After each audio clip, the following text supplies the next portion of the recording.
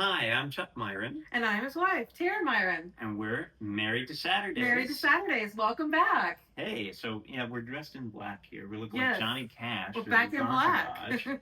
Well, but it is Dark Mode Week for Yes. Tennessee. That we'll have the blackout for the Oklahoma game this weekend. That's right. It is Halloween. Yes. The time change and also black days for Florida State. Yes. Yes. Yeah, dark days. Oh, very dark days. Yeah. Well, let's talk about Tennessee. They've got a big game coming up this week. Yeah. So this, Oklahoma comes to Knoxville. 3 out of the last 4 games at home. Tennessee with a chance to run the table and make the playoffs. Starts right now with Oklahoma, another team trying to run the table and make the playoffs. Two very evenly matched teams. Both with the stout defense. Both get after the quarterback, and so I think you're going to have it. It almost profiles as potentially a low scoring game, even though that's just not the kind of game that Tennessee traditionally has won. So one of the things that I think is going to be really interesting about this game is look. Oklahoma is a very pedestrian offense, both passing and rushing. Right. John Mateer only missed 1 game with that broken hand. Is he right, though? Is his hand? And that's what I was going to bring up. I don't know that he's been the same since the injury, as we saw earlier in the season. So one of the questions about that game is, how is John Mateer going to perform? How is his hand? Is he really ready to play? Tough environment to go in, and perhaps not 100%. As you know, Neyland is a very difficult place to play if you're not the Vols. Absolutely. Now, so one thing that Oklahoma does really well, though, is they stop the run. They're number 2 in the country. That's right. Against the run. And they also are really good at creating fumbles, just like Tennessee is. Tennessee, doesn't have that kind of defense that can stop the run. They've had trouble with that all season long. They're very mediocre in that regard. So I think it's why your defense allowed Kentucky to score over 30 points last week. Exactly, and that's been the bugaboo for the entire conference season. Yes. Is just getting gashed up the middle and on the ends.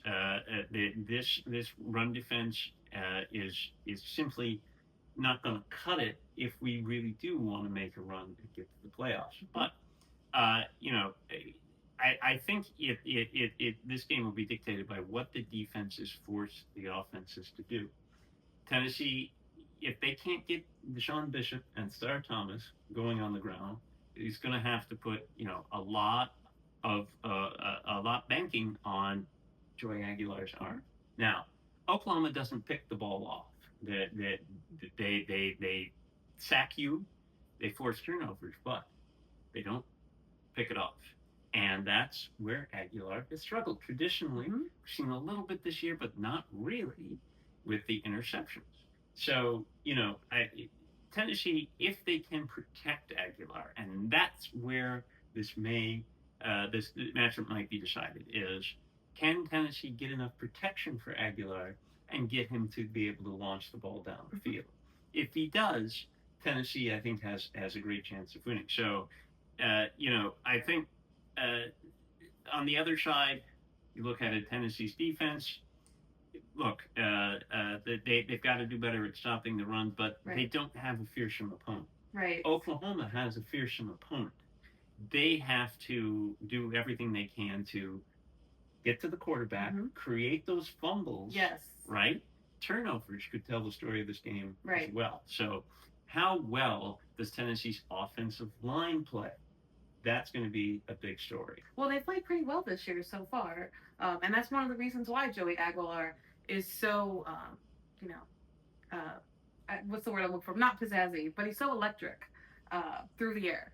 Yeah. I think Aguilar is, look, he's really probably on the fringes of the Heisman race, not going to get there, but he's certainly... We're a little biased, of course. Yeah, look, he's certainly won the hearts and minds of Tennessee because he comes in as a last year, COVID year.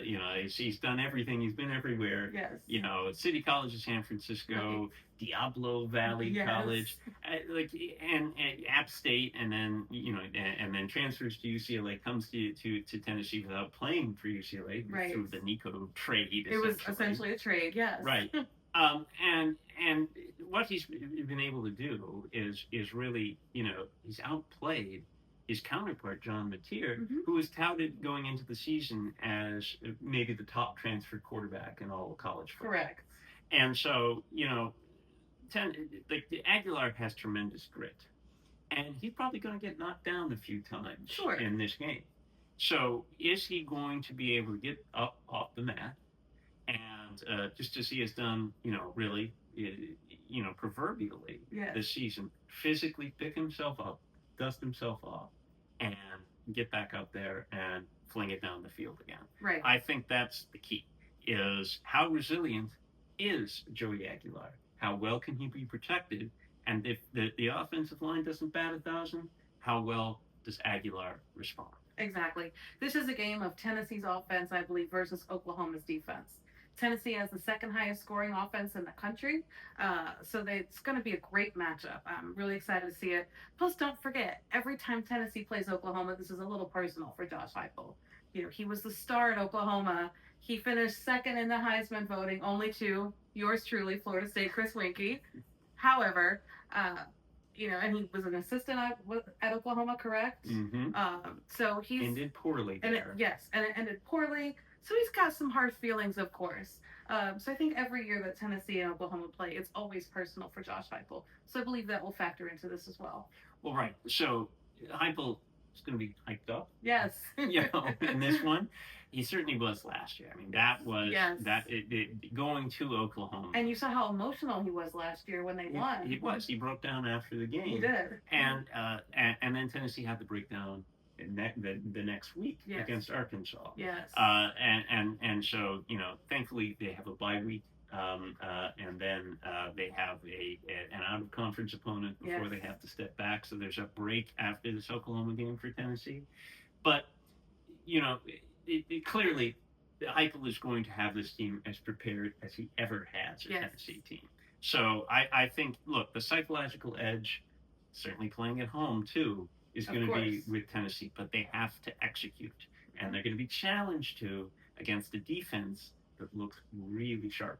I also just want to add, this is a playoff elimination game. Mm-hmm. If whoever loses is going to have 3 losses and is going to be out of the playoff race. And somebody's fan base is going to be very upset. Hopefully it's not Tennessee's. We don't want to see an upset Chuck on Saturday night. We want to see cheering Chuck. So, let's go Vols. Yeah, we don't want to see my hat in the air. Yes. That tends to be something that happens. So anyway, we'll see how that unfolds. Great game, though. Florida State, they're playing at the same time. So Tennessee is at 7:30 on ABC. Florida State, 7:45, ACC Network. Yes.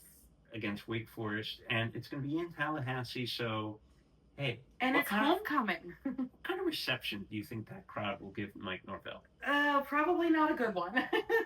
I would say it would not be a positive reception. But you got to give the players a positive reception. You got to give them hope.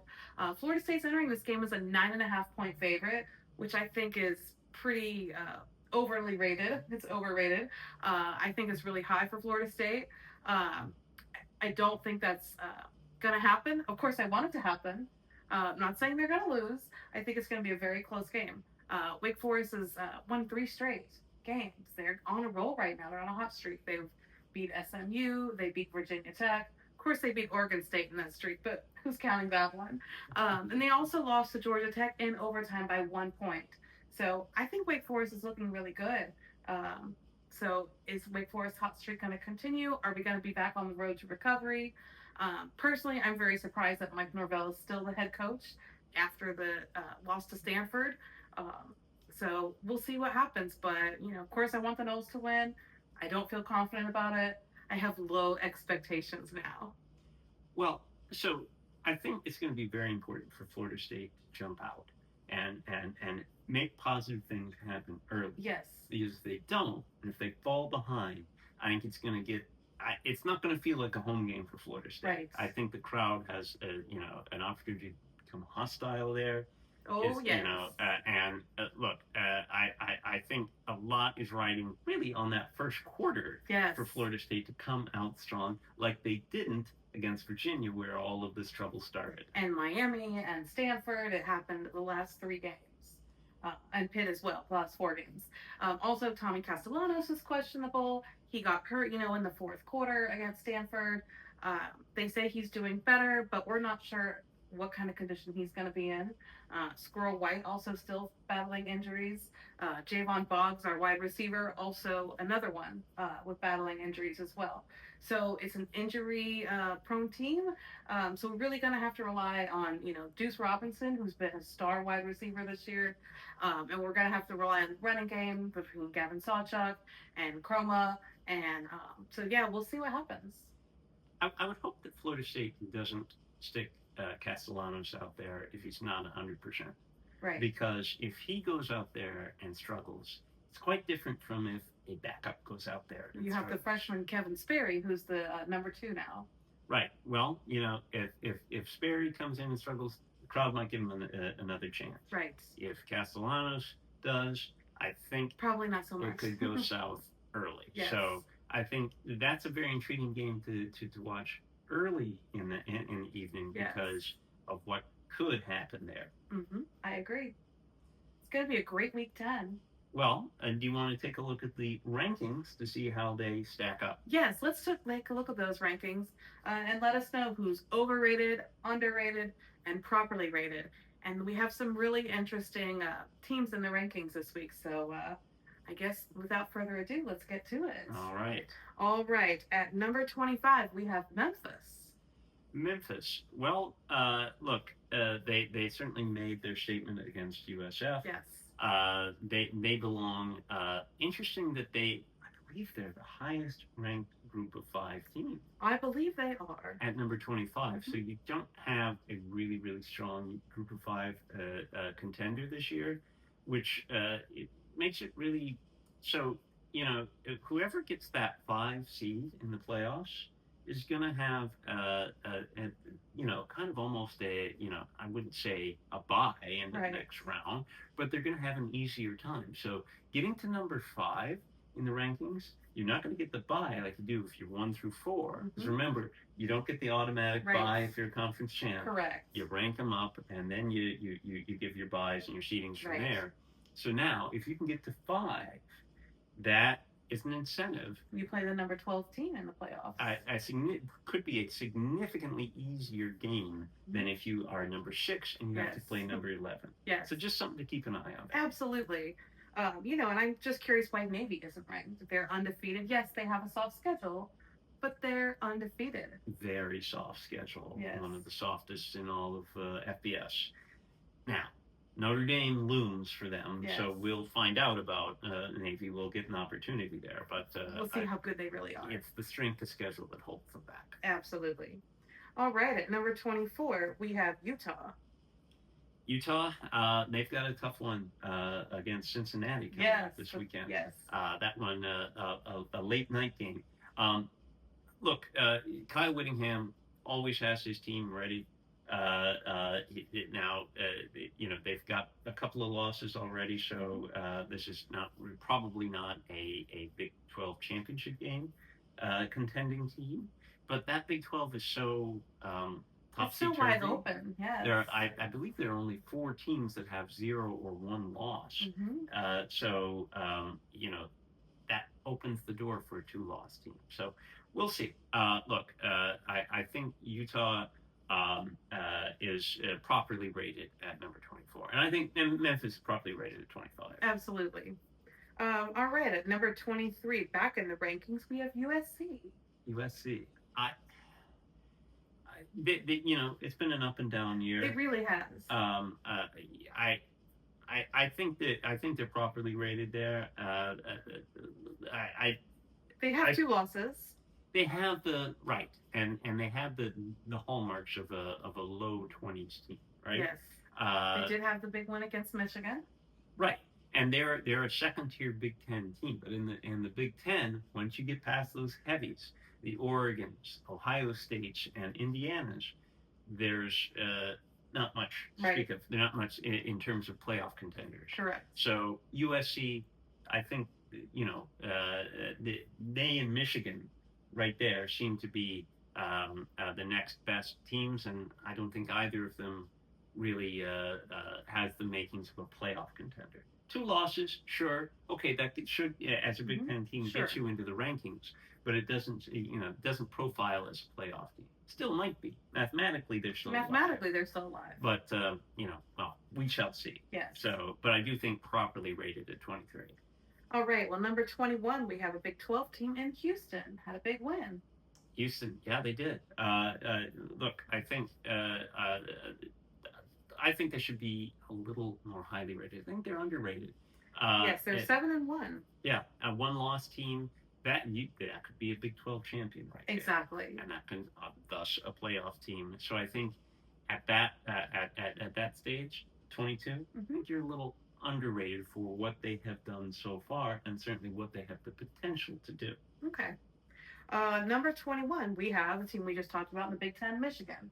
Michigan, right. Now, don't forget about Michigan. They have that huge game with Ohio State at the end of the season. If they can beat them like they did last year, that might really open the door for Michigan. Well, Michigan went to USC and lost. That's true. Decisively. It was a multi-score game. So I think Michigan is overrated. Oh. If USC is where they are, why is Michigan 2 spots ahead?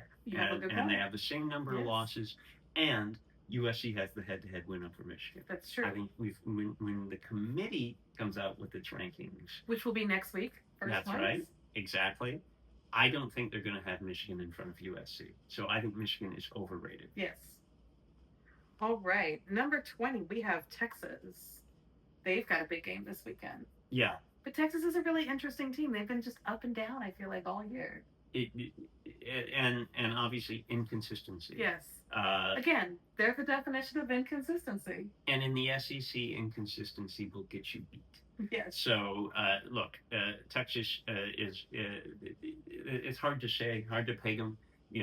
Sure, put them right here at 21.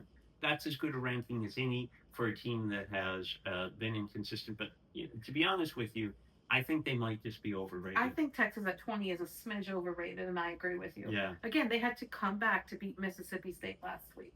They had to battle back. So yeah, from 38-21 down. Right, exactly. At least when Tennessee beat them, it wasn't that like that. Right. So look, Texas probably right. You're right. Overrated. I think so. All right, number 19, we have Missouri. Missouri. We're going to stay in the SEC. Well, look, Vanderbilt, I think, exposed them. Absolutely. I think. Plus, they've lost to Alabama. Right. But I don't see this as a contending team in the SEC on that Tennessee, Oklahoma, Vanderbilt line. This doesn't seem to be that kind of a team. So I think Missouri even now is overrated. I think Missouri's going to take some more losses this year. So I think eventually, maybe by the end of the season, they'll be out of the rankings. I do too. And only time will tell. And we're going to stay in the SEC at number 18. Your opponent this week, Oklahoma. Well, look, Oklahoma is another team that has been a little confounding. Got the win over Michigan. Right. Got the loss to Texas. They've got the loss, I think, to Mississippi as well. Mm-hmm. So, yes. This is, but the one game is all Mateer missed. Mm-hmm. Is he right? We'll find out about Oklahoma this week. Yes. If they can go into Neyland Stadium, come away with a win, even if it's a close win, I think that would be a statement win. But it's that offense that just isn't getting it going for Oklahoma. I really question them being right here. I think maybe slightly overrated. Okay. But we'll see. They're either gonna. I think they're either gonna go up or down with this game because I think there's more leverage for Oklahoma going on the road. Mm-hmm. It's a bigger opportunity to then leap up. Yes.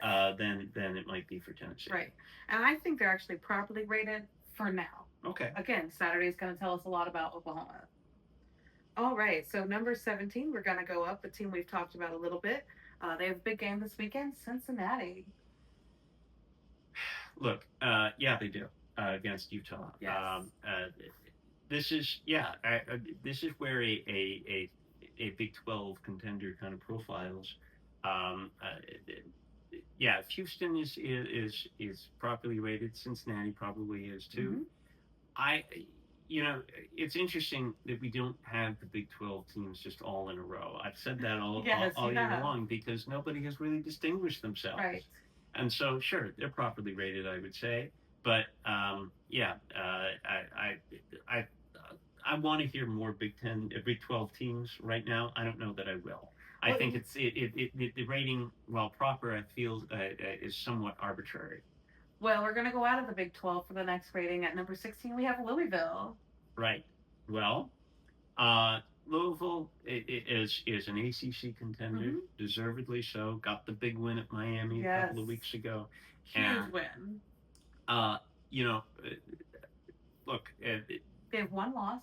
right, but we're seeing now something interesting, and that is the pollsters are treating Cincinnati and Louisville similarly. So they have similar resume, one loss, Yes. ACC, Big 12, and I think we're seeing a flattening of the ACC and the Big 12. In other words, it seems like the ACC, which in the beginning of the year, when you had Miami, you had a strong Florida State, Mm-hmm. you had Georgia Clemson Tech, still. Yeah. Clemson. That looked like a decidedly better conference than the Yes. Big 12, where everything was just a mishmash. And now it just seems like everything in the ACC, Yeah. with the possible exception of Georgia Tech, is also a mishmash. And I agree with you. And we've always said, you have your big conferences, you have your SEC and Big Ten. Then you have your baby Power Four conferences, which are your ACC and your Big 12. And they're looking incredibly similar right now in both conferences. Yeah. It'll be interesting to see how the committee treats this Yes. because I think that's going to have an impact, on seeding in the playoffs. Oh, And absolutely. how many bids do you get? How many bids do you get? Right now, it seems like uh, the ACC and the Big 12 are both one bid leagues. I think Big 12, yes, definitely a one bid. ACC, one, maybe two, depending Maybe on two. the rest of the teams. How does Miami get off the mat? Is Georgia Tech going to keep rolling or not? Right. Who wins the ACC What about championship game and who gets there? What about Louisville or this team at number 15, Virginia? Virginia. Mhm. So Virginia is a team that they don't really have a statement win. Right, and that's what I was going to say. I think they're a little overrated. Yeah. Obviously, Florida State has tumbled, so that's definitely part of why I think Virginia is a little overrated. However, they're a one-loss team. They should be right there with that Louisville mix. They beat Louisville. Yes. So you got to put Virginia over Louisville. Right. I think they're properly rated. Okay. All right. We'll find out again this weekend. When Virginia plays, Louisville plays. Every week you're going to find out more and more about these teams. All right. At number 14, we have Tennessee.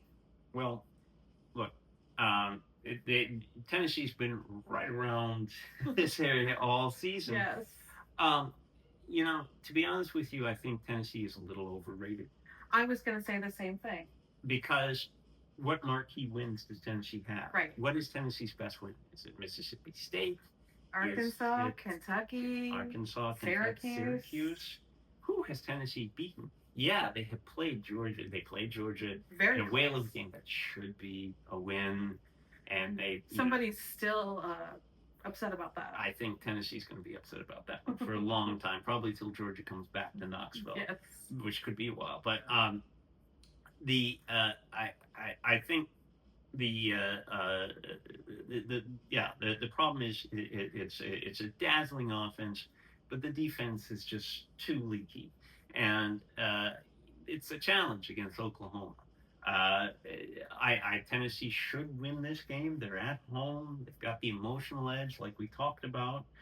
But I want to see more from this Tennessee team to prove that it is a playoff contender. Mm-hmm. And I think they've got a tremendous opportunity to do so Because if you can beat Oklahoma, then you're still in the race. Then you have a yes. signature win. Yes. And something to hang your hat on with opportunities against Florida and Vanderbilt still to come. Well, I think Florida, you can just scratch that one. But yeah, Vanderbilt, absolutely. Florida's been feisty, though. Hmm. And it will be an on-the-road at Florida situation. And but you haven't won since 2005, I believe? It's been a long time. Or longer. Yeah. So, look, Tennessee has opportunities. They just haven't done enough yet, I think, to merit where they are. Yes. Should they be ranked? Absolutely. They've, only got 2 losses to 2 very good teams, the 2 SEC elite teams. But I don't think they should be ranked as high as 14. So far, they've beaten all the teams they should beat, mm-hmm. and they haven't beaten anybody who maybe they shouldn't or beat or you might think they're on the fence with. Yes. Oklahoma's the first chance to do that, a yes. team that is, somewhat comparable with them. Exactly. All right, well, let's move up to number 13. We're going to go back to the Big 12 and Texas Tech. Well, look, Texas Tech, one thing that they do very well is they stop the run. They do. They've got the number 1 rushing defense. They have a great defense. So, the transfers are, so many transfers. Yeah, they've coalesced with that. Mm-hmm. But, again, this is a Texas Tech team that needs to put together more quality wins. Mm-hmm. Right now they're a compiler. They're in position in the Big 12 to go win it.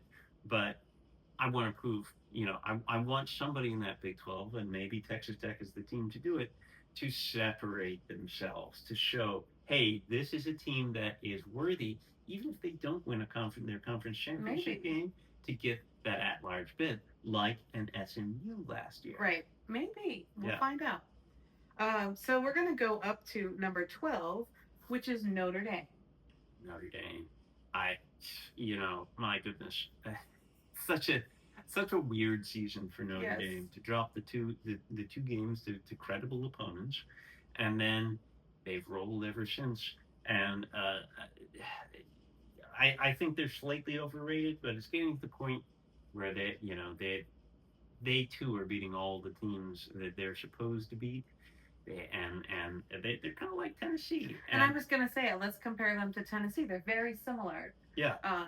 2 losses to Texas A&M and to Miami. So you're rewarding Notre Dame for losing to those 2 teams. Now the loss to Miami doesn't look as good. Who has Notre Dame beat? They have beaten USC. That's true. And I think that distinguishes them from the Tennessees of the world. That's true. But if Tennessee can win this weekend, I think that's going to be a better win for Tennessee than that Notre Dame win over USC. Right. I would look for Tennessee to leapfrog Notre Dame in the polls if they can win. Now maybe if it's an overtime game, no. But if they can win at least somewhat convincingly, then they would, I think, leapfrog Notre Dame. I agree. All right. So we actually have a tie for number 10. Okay. So let's go to the first team that tied for number 10, BYU. How are they first? If they tied, nobody's first. Well, we'll just talk about them first. Okay, alphabetically. Alphabetically, sure. Yeah. Look, BYU is unbeaten. Yes. And so they should be at the top of the heap. They absolutely deserve to be in the top 10. Again, they're a compiler right now. Mm-hmm. They're eating. They're feeding on that Big 12. But are they the team, or is Texas Tech the team that is going to separate itself from the Big 12 pack? I think BYU right now is starting to do that. I agree. I think, look, just keep winning all your games, and if they end up in that conference championship without a loss, and then they lose that conference championship game, they, more so than any other team in the Big 12, would have that shot to still get to the playoffs and as that large team. Yes, exactly. I agree with you. BYU's done a great job. They just keep on rolling. So in that regard, I think they're properly rated. I agree. All right, here's the second team at number 10, alphabetically, Miami. Miami. So, look, this is interesting because, would Miami, if they ran the table, like BYU in that scenario, then lose their conference championship game, still get in the playoffs as a 2-loss team. See, I think it's different for Miami because they already have the one loss to Louisville. If they were to lose their conference championship game, that second loss, because they're an ACC team and not an SEC or Big Ten team, that will knock them out of the playoffs. But they have wins over Notre Dame and Florida. And that And Florida State. And even though we're doing really bad right now. But that boosts their resume a little bit. So I'm not so sure that if they won every game on their schedule except the conference championship game, assuming they get there, that they wouldn't get that at-large bid just based on the resume of having beaten Notre Dame and having beaten Florida. And I definitely think that's something to debate down the road as the playoffs get closer. So that's why I think they're properly rated with UIU right there. I agree. Both playing very well right now.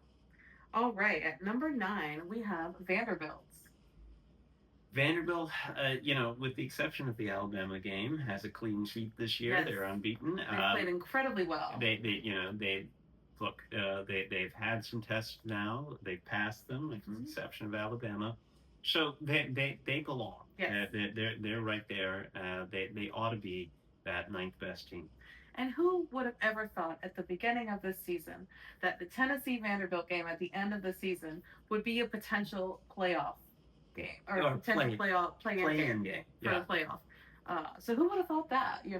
Well, yeah. I suppose it's always a possibility, right? But no,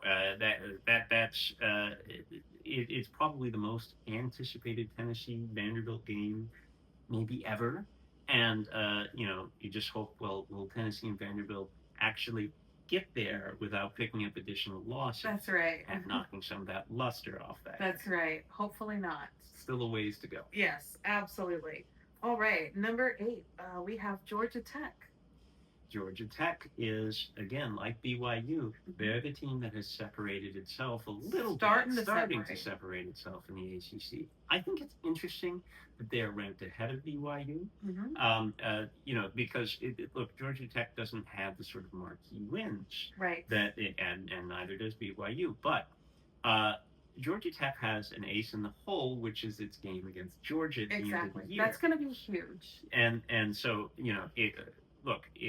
if they can beat Georgia or at least be competitive with them. What was it, 7 overtimes last year? 8 overtimes. So and we were watching that game. If they can put up that kind of performance again, then even if Georgia Tech loses its conference championship the next week, I think they'll at least be in consideration for an at-large spot. Exactly. So Georgia Tech just keeps on rolling. I think obviously their biggest test will be, like you said, at the end of the season. I believe they're properly rated. I do too. All right, at number 7, we have Mississippi, Ole Miss. Yeah, well, they just keep rolling. With the exception of that loss to Georgia. Exactly. They're essentially what, it's funny, they're sort of what Tennessee would look like without that loss to Alabama. Exactly.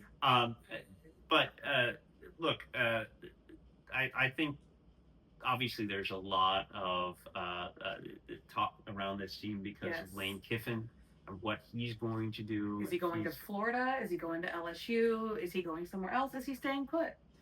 There's more pressure on this Mississippi team than there's been on any Mississippi team in a while. Yes. And I think Kiffin actually has to prove a lot of his coaching mettle down the stretch here. Right. Is he going to take his eye off the ball, start looking at Florida, at LSU, at wherever, or is he going to help this team lock in, with the 2 quarterbacks that they have, the great story of Chambliss, and yes, what a great story. Is that going to be able to continue? Are they going to be able to focus on the positives and not the negatives of maybe, look, this might be all over with at the end of the year when Lane Kiffin perhaps goes and moves on. So I think the pressure is on Mississippi and more keenly on Lane Kiffin to do that kind of coaching job that these teams are looking at him for. And nobody knows more about Lane Kiffin leaving early than Tennessee fans. Absolutely. Well, on another note, we'll get to a coach who is most likely definitely staying put at his school, and that's Dan Lanning's Oregon, who's number 6. Most likely, definitely. Well, look, if you've got an opening and you can talk to Dan Lanning, you should. Yes. I don't think you can pry him away from Oregon. No.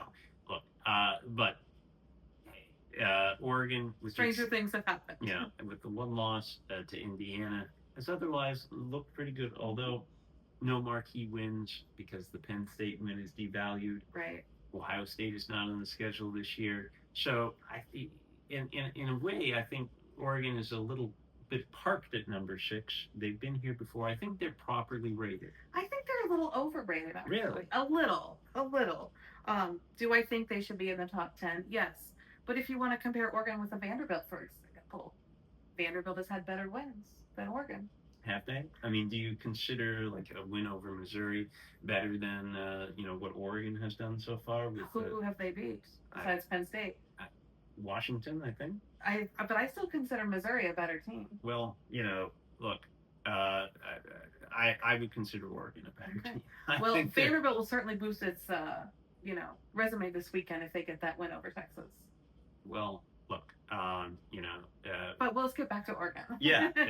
I think Oregon has played well enough to distinguish itself, but again, because of the schedule, we don't really know. The Right. Big Ten is very soft underneath that top 3, and Oregon and Ohio State don't meet. That's true. So we don't have a lot of data on Oregon, Mm-hmm. and I can understand why you're kind of a little dubious of them. Just a little bit. All right, let's get to that top 5. So the top 5, actually the top 6 did not change from the previous week. So number 5, we have Georgia. Georgia, so I think ultimately this is going to be I think Georgia's better than a top 5 team, Mm-hmm. Or better than a number 5 team. It should be in the top 5, but 5 feels a little low for this Georgia team. I think they're a little underrated because, look, with the exception of Alabama and frustrating experience in that game for Kirby Smart. That's the one team he struggles with. He just can't beat. To go, I think it would be interesting to see what the pollsters and the committee do with Georgia if Tennessee wins this weekend, mm-hmm. because then that looks like a more impressive win going on the road to Neyland Stadium and finding a way to win that. Yes. Well, their only loss was to Alabama, who is number 4. And they've also beaten Mississippi. That's right. Georgia has beaten Mississippi as well. So they have really nice statement wins. They have the kind of wins that Oregon does not. Right. And I agree with you. I think Georgia's a little underrated. Right. So, they are ranked ahead of Oregon, but only by 1 position. Right. I think they should be higher. And again, at number 4, you have the team they lost to, Alabama. Now, that Florida State loss should hurt Alabama more. I understand why Alabama's ranked higher than Georgia because they beat Georgia. But again, they lost to a bad Florida State team, which we're seeing now is a bad Florida State team. So, personally, I would at least reverse them. Well, it's interesting because if the value is a really strong win, is that a more important data point than a really bad loss in week 1? And I agree with you. I think Alabama that loss is such a blemish, mm-hmm. but it was week 1. Exactly. Teams changed, they improved. Mm-hmm. Alabama has clearly improved. Yes. And Alabama and Florida State have reversed. Alabama has improved. They've done a great job so far this year since that loss to Florida State. Florida State has regressed big time since that win against Alabama. Well, so college football in that way is very much a what have you done for me lately kind of they sport. There is recency bias. Yes. But and we're all guilty of it. But I think it's justified because ultimately you want you in the playoffs you want to see teams that are playing at their best, that are improving, that are getting better, they aren't getting worse. Mm-hmm. And for that reason, I think Alabama is properly rated. All right. Well, let's go to those top 3. And the top number 3, we have undefeated Texas A&M. Now, let me tell you something about Texas A&M. And I told you this last Saturday.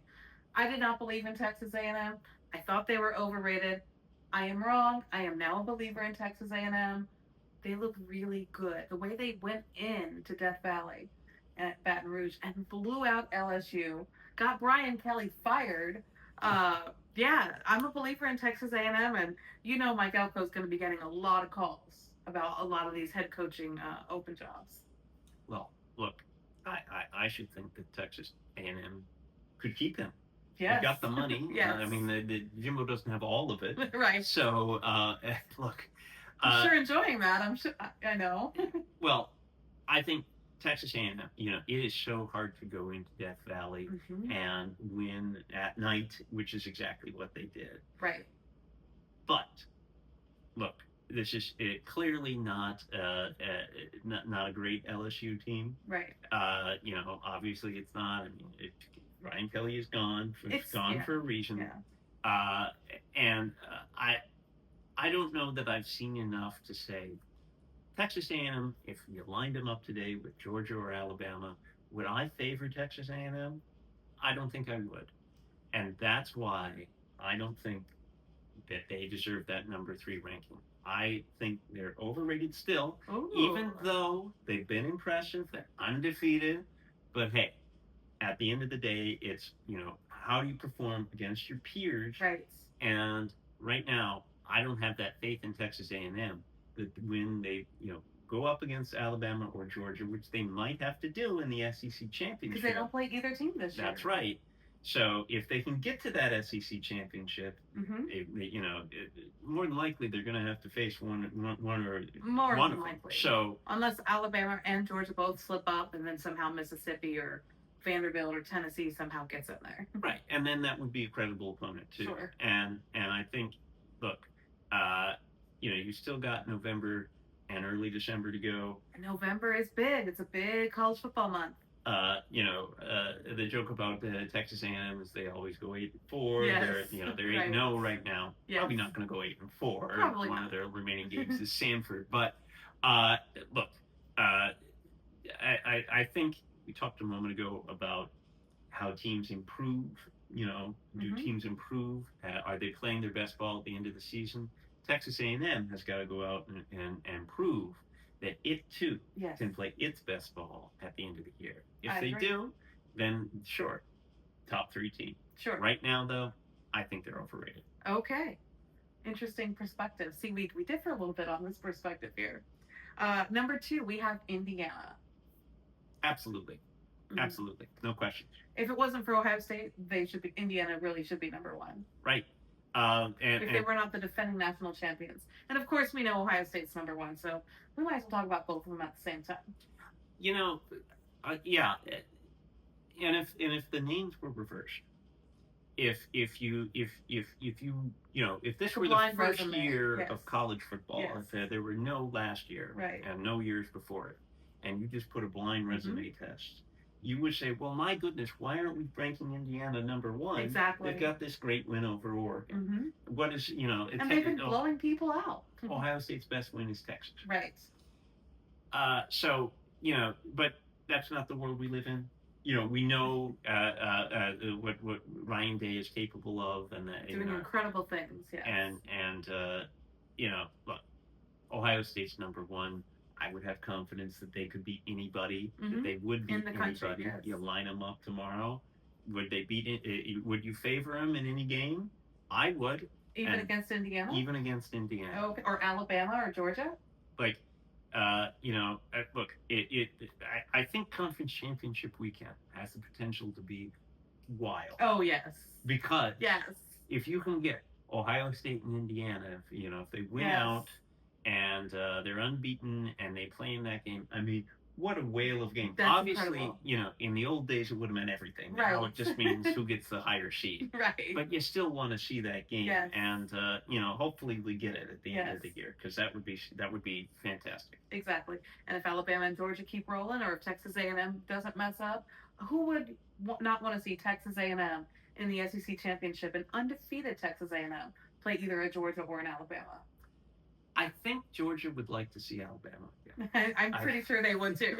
I mean, let's ask some Georgia fans. If you're a Georgia would, fan, let us know who you want to see again, if you want to see Alabama again. Yeah, I think they would like the opportunity to prove. But I don't know, maybe they're just tired of losing to Alabama. Maybe. So maybe they would like to see Texas A&M. But yeah, that would be an interesting thing to hear from some Bulldogs if they're out there. Yes. All right. Well, those are the rankings. All right. Well, let's take a quick look at some of the big games this weekend. Yes. All right. So it's the first weekend of November. Uh, it is week 10. So yeah, we've got some great slate of college football games. I think it's one of the best that we've had this season so far. I actually disagree. Oh, So okay. now what makes this weekend intriguing is you have a lot of ranked teams going on the road. I think you have 13 ranked teams going on the road, I believe. Well, it's a lot. I think that, but the teams that they're playing on the road aren't necessarily teams that you would think, okay, they could beat them. If it were reversed, if these teams are playing at home, you'd say that's blowout city. Right. So there are a few examples. We'll get to them in a moment. Okay. Actually, I'll throw one out here. It's Miami at a 3-loss SMU team noon on ESPN. Now, this is the first time Miami's been out of the state of Florida all season long. Well, they're not exactly going to the frozen north. Well, I mean, no. Dallas is, Dallas. But look, SMU is not exactly having a great follow-up year after, they were really the class of the ACC for most of last year. And I think this is an opportunity for Miami to kind of prove itself a little bit, win a road game in the conference, and hopefully, for them, for their sake, Cristobal will have them ready. Hopefully. Well, we shall see. Yes. But also in that window, Penn State at Ohio State, a decidedly lusterless game compared to what we thought this game would be at the beginning of the year. And the beginning of the year, we thought maybe this could be 1 versus 2 by the time we got here. The expectations were so high for Penn State. Now they're kind of like Florida State. They have 4 straight losses. Except Penn State did the right thing and they fired James Franklin. Listen to Penn State, Florida State. They did the right thing. Okay, let's get back to the game. But also Penn State doesn't have anything to lose here. They're going to the shoe. I say Penn State just put it all out there.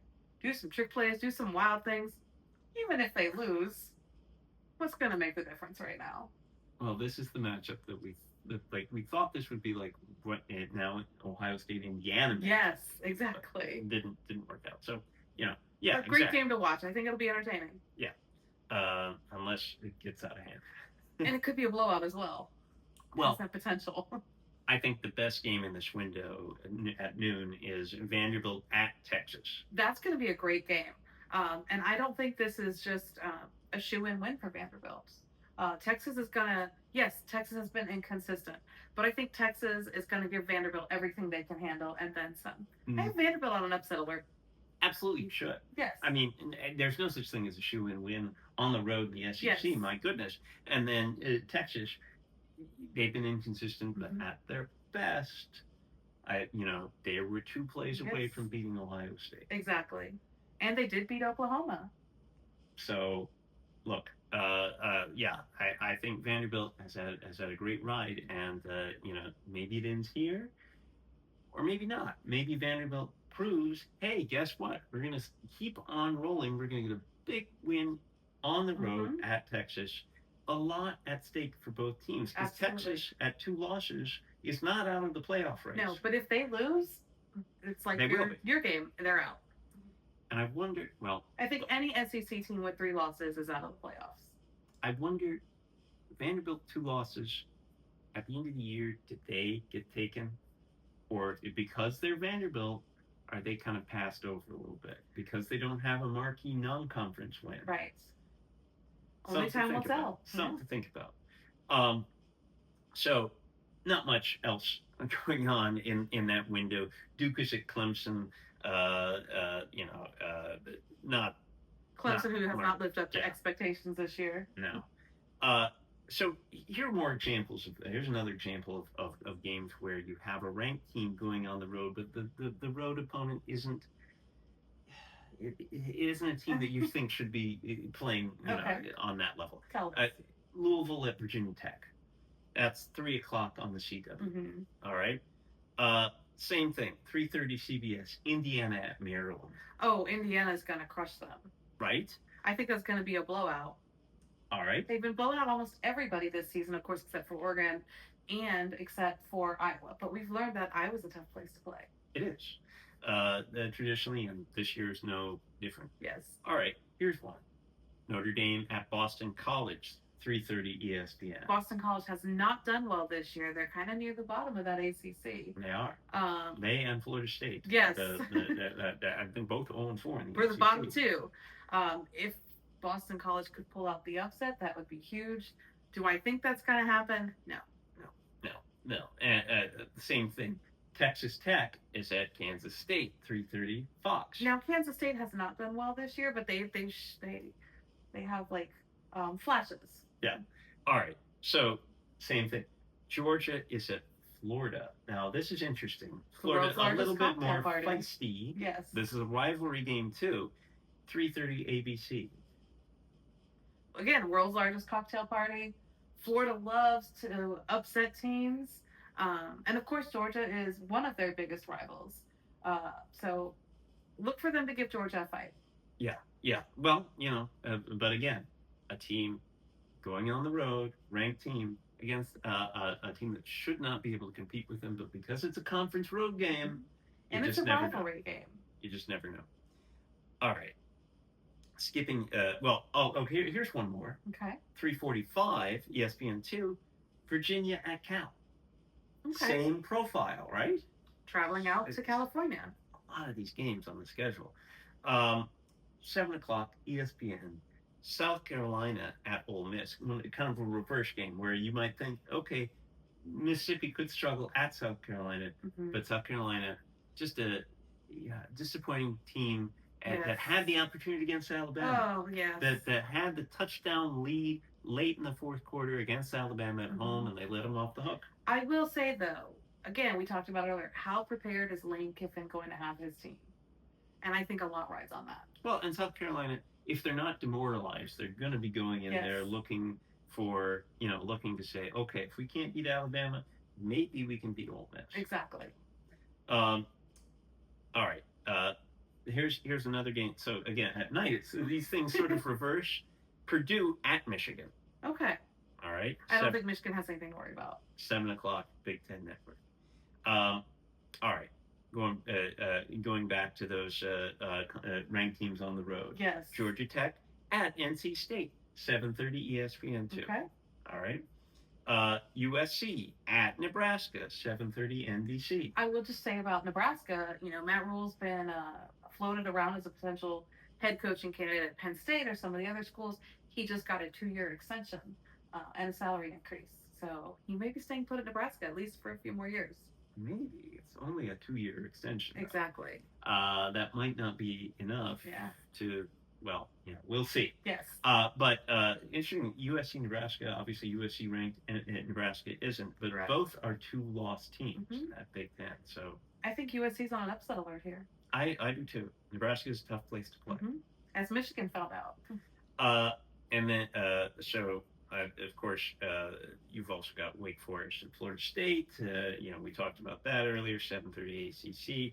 Oklahoma, Tennessee, we covered that at the beginning of the podcast, 7:30 ABC. Go Vols.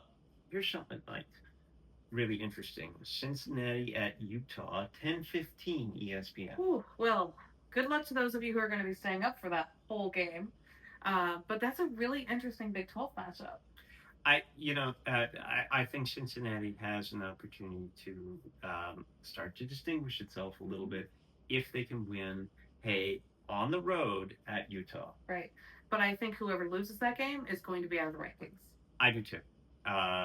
Even though Cincinnati is 17. Yes. Yeah, if you lose that one, you could see yourself out. Yes, exactly. So, speaking of seeing ourselves out, we shall do that. But not before asking you to subscribe, like, comment, do all those things. Do all the things. Especially subscribe, because then you don't have to go looking for us. You'll have us in your inbox whenever you want us. So that's right. Hit the subscribe button. Hit the subscribe button, just that little button below. And we'll see you next week.